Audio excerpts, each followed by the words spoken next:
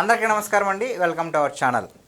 So నేటికి కూటమి ప్రభుత్వం అధికారంలోకి వచ్చి సంవత్సర కాలం పూర్తయింది. సో ఈ సంవత్సర కాలంలో ఏమేమి అభివృద్ధి చేశారన్న దానికి చర్చించడానికి మనతో పాటు గెస్ట్గా ఉన్నారు టీడీపీ యాక్టివిస్ట్ శశికుమార్ గారు. సార్ నమస్తే అండి. నమస్తే సార్. ఈ రోజుకి కూటమి ప్రభుత్వం అధికారంలోకి వచ్చి సంవత్సర కాలం పూర్తయింది కదా. సో కొంతమంది వైసీపీ నాయకులు ఏమంటున్నారంటే అసలు ఈ సంవత్సరం ఏం చేశారు, ప్రజలను ఏమో మోసం చేశారు, ఆ పథకాలు అన్నారు, ఈ పథకాలు అన్నారు, ఏం చేయలేదు, ప్రజల చెవిలో పువ్వులు పెట్టారన్నట్టుగా మొన్న కూడా రోజా గారు కూడా చెవిలో పువ్వులు పెట్టుకుని వెన్నుపోటు దినోత్సవం నాడు కూడా ఇలాగే మాట్లాడారు. దానికి మీరు ఇచ్చే సమాధానం ఏంటండి? ఈ సంవత్సర కాలంలో అసలు ఏం జరిగింది అభివృద్ధి? ఒక సంవత్సర కాలంలో ఏం జరిగింది అంటున్నారు. ఒక సంవత్సర కాలంలో విధ్వంసం నుంచి వికాసం వైపు వచ్చాం. అప్పుడు కడుపు కొడుతూ ఉంటే ఈరోజు కడుపు నింపుతూ ఉన్నాం. నాడు కూల కొడుతూ ఉంటే నేడు కట్టడాలు కడుతూ ఉన్నాం. ఈ విధంగా మనం ఒక లక్ష్యాలను పెట్టుకొని దానికి తగ్గట్టుగా ఆ విధ్వంసమైన రాష్ట్రాన్ని ఎలా ముందుకు తీసుకొని రావాలనే లక్ష్యంతో తొలి రోజు నుంచి ఈ రోజు వరకు ప్రతి క్షణం రాష్ట్రం కోసం, రాష్ట్ర ప్రజల కోసం, రాష్ట్ర భవిష్యత్తు కోసం పనిచేస్తూ ఉన్నారు. చంద్రబాబు నాయుడు గారు కావచ్చు, నారా లోకేష్ గారు కావచ్చు, పవన్ కళ్యాణ్ గారు కావచ్చు. ఇక్కడ మనం ప్రముఖంగా చెప్పుకుంటే ఏం చేశారు అని అడుగుతూ ఉన్నారు. గతంలో ఎప్పుడు ఇవ్వని విధంగా సంక్షేమాన్ని ఇస్తూ ఉన్నారు. అదేవిధంగా విధ్వంసమైన రాష్ట్రాన్ని ఈరోజు అభివృద్ధి బాటలో పయనింపజేస్తున్నారు. గతంలో వీళ్ళు చేసిన తప్పులన్నింటినీ శ్వేతపత్రాల రూపంలో ప్రజల ముందు పెట్టాం. ఆ తర్వాత వీళ్ళు తీసుకొని వచ్చిన పాలసీల వల్ల ఒక పరిశ్రమ కూడా రాకుండా రాష్ట్రం అధోగతి పాలైపోతుంటే ఆ పాలసీలని కొత్త పాలసీలను తీసుకొని వచ్చి దానికి తగ్గట్టుగా పరిశ్రమలను ఆహ్వానిస్తూ దేని ఏ సెక్టార్లో ఏమేమి అభివృద్ధి చేసుకోవాలో అవి అభివృద్ధి చేసుకుంటూ ముందుకెళ్తూ ఉన్నాం. దీంతోపాటు సంక్షేమం గురించి ఇంతకుముందు మేము చెప్పదలుచుకున్నాం. పెన్షన్లు గతంలో జగన్మోహన్ రెడ్డి ప్రమాణ స్వీకారం చేసిన రోజు ఏమన్నాడు, నేను పెన్షన్ పెంచుకుంటూ పోతాను రాగాలు తీశాడు. ఇప్పుడు పెంచుకుంటూ పోయేది లేదు, ఒకేసారి పెంచాం. గత 3 నెలలు అంటే జూలై నెలలో మేము ఆ రోజు చెప్పినట్టుగానే ఏదైతే ఏప్రిల్, మే, జూన్ 3 నెలలు కూడా కలిపి ఈ నెలలో ఇస్తాం, జూలైలో ఇస్తామని చెప్పి 7,000 రూపాయలు ఒకే నెలలో ఆనాడు ఇవ్వడం జరిగింది. అదేవిధంగా 3,000, 4,000 ఒకేసారి చేసాం. పెన్షన్ పెంచుకుంటూ పోలా, ఒకేసారి చేసాం. మళ్ళీ ఇంకొకటి వికలాంగులకు గతంలో 3,000 వస్తుంటే ఈరోజు 6,000 ఇస్తూ ఉన్నాం. అదేవిధంగా శాశ్వతంగా మంచానికి పరిమితమైన వాళ్ళకి 15,000 ఇస్తూ ఉన్నాం నేడు. ఈ విధంగా ఇస్తున్నాం. ఇదే కాకుండా మత్స్యకార భరోసా గతంలో 10,000 రూపాయలు వచ్చేదాన్ని ఈరోజు 20,000 ఇస్తున్నాం. అన్నదాత సుఖీభవ గతంలో 13,000 ఎంతో వచ్చేదాన్ని రేపు 20,000, రేపు 21వ తేదీ ప్రారంభిస్తూ ఉన్నాం. అదేవిధంగా మహిళలకు ఉచితంగా బస్సు ప్రయాణం నాడు రేట్లు ఏ విధంగా పెంచారు. ఇప్పుడు ఉచితంగా బస్సు ప్రయాణం ఆగస్టు 15 నుంచి మొదలు పెడతాను. నాడు తల్లికి వందనం, ఆనాడు అమ్మఒడి అని చెప్పుకునేది వాళ్ళు గతంలో ఎన్నికలకు అప్పుడు అందరికి ఇస్తామని చెప్పి ఎవరికి ఇవ్వలేదు, ఒకరికే ఇచ్చారు. కానీ నేడు ఇంట్లో ఎంతమంది పిల్లలు ఉంటే అంతమందికి తల్లికి వందనం ఇస్తూ ఉన్నాం. ఈ విధంగా రెట్టింపు సంక్షేమం అనేది మనం ఇస్తూ ఉన్నాం ప్రజల కోసం. అదేవిధంగా అభివృద్ధి ఎక్కడికి రావాల్సిన పరిశ్రమలు అక్కడికి తీసుకొని వస్తూ అటు ఉత్తరాంధ్ర అభివృద్ధి కావచ్చు, ఇటు కోస్తాంధ్ర కావచ్చు, రాయలసీమ కావచ్చు, వీటన్నిటిని అభివృద్ధి చేసుకుంటూ 3 ప్రాంత అభివృద్ధి చేసుకుంటూ ముందుకెళ్తూ ఉన్నాం.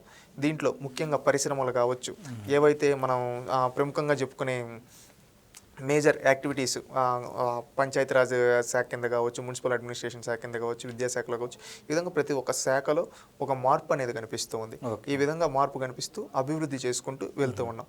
ఈ సంవత్సరం రోజుల్లో ఎక్కడ లా అండ్ ఆర్డర్ కంట్రోల్ చేసాం. గతంలో గంజాయి పండించి రాష్ట్రం అంతా గంజాయి మాఫియా చేస్తే ఈరోజు ఆ గంజాయిని రూపుమాపి అరకు కాఫీ పండించి అరకు కాఫీ ఖ్యాతిని ప్రపంచానికి చాటి చెప్పే విధంగా ఈరోజు పనిచేస్తూ ఉన్నాం. అదేవిధంగా నాడు ఎవరైనా తప్పు చేస్తే వదిలేసేవాళ్ళు, ఈరోజు ఎవరైనా తప్పు చేస్తే తాట తీస్తూ ఉన్నారు. ఈ విధంగా ఈ 1 సంవత్సరం రోజులుగా ప్రభుత్వం నిరంతరం ప్రజల కోసం పనిచేస్తుంది. ఇది ప్రజలు ఎన్నుకున్న ప్రభుత్వం, ప్రజల కొరకు పనిచేసే ప్రభుత్వం. ప్రజలే మనసు గెలవడం కోసం పనిచేస్తూ ఉన్నారు నిరంతరం. వాళ్ళకి ఏం కావాలో వాళ్ళకు అనుగుణంగా చేస్తూ ఉన్నారు. ఇప్పుడు ఎగ్జాంపుల్ ముఖ్యంగా లోకేష్ గారు తీసుకుంటే ఎన్నో సహాయాలు ఎక్కడైనా కానీ అటు మనం చూసుకుంటే సోషల్ మీడియాలో కావచ్చు, డైరెక్ట్గా ప్రజా దర్బారు, ప్రజావేదికల్లో కావచ్చు, ఈ విధంగా వస్తే సహాయాలు చేస్తున్నారు. అదేవిధంగా ముఖ్యమంత్రి గారు డైరెక్ట్గా పేదల సేవలో వెళ్తూ ఉన్నారు, పేదల దగ్గరికి వెళ్తూ ఉన్నాడు. నేనే పేదలతో ఉంటాను అని చెప్పి వాళ్ళ దగ్గరికి వెళ్తూ ఉన్నాడు. ఈ విధంగా నిరంతరం ప్రజల కోసం, ప్రజల కొరకు పనిచేస్తూ ఉన్న ప్రభుత్వం, ప్రజలు ఎన్నుకున్న ప్రభుత్వం. ఇది మంచి ప్రభుత్వం.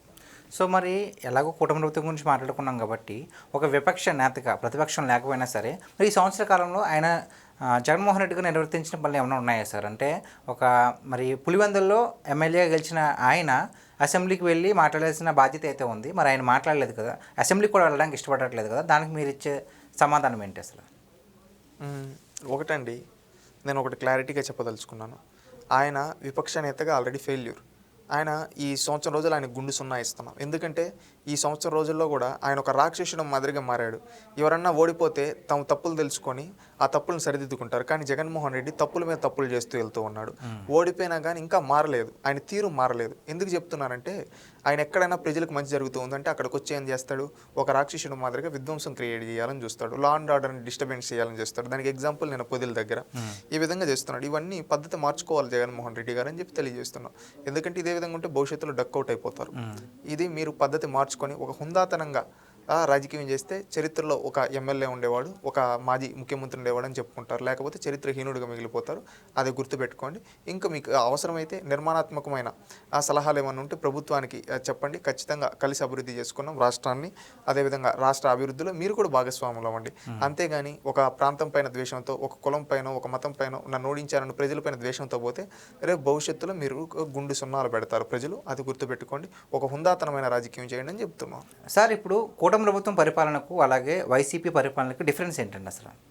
ఒకటి, వైసీపీ పాలన ఎలా ఉందో నేను స్టార్టింగ్లోనే చెప్పాను. ఒకప్పుడు వైసీపీ ప్రభుత్వంలో కూల్చుతూ ఉంటే నేడు కడుతూ ఉన్నారు. నాడు విధ్వంసం చేస్తూ ఉంటే నేడు వికాసం వైపు వెళ్తూ ఉన్నారు. నాడు రాక్షసత్వంగా ప్రజల్ని వేధింపులు చేస్తూ ఉంటే ఈరోజు ప్రజలకు ఏమైనా సమస్యలు ఉంటే పరిష్కారాలు చూపిస్తూ ఉన్నారు. నాడు కడుపు కొడుతూ ఉంటే నేడు కడుపు నిండా అన్నం పెడుతూ ఉన్నారు.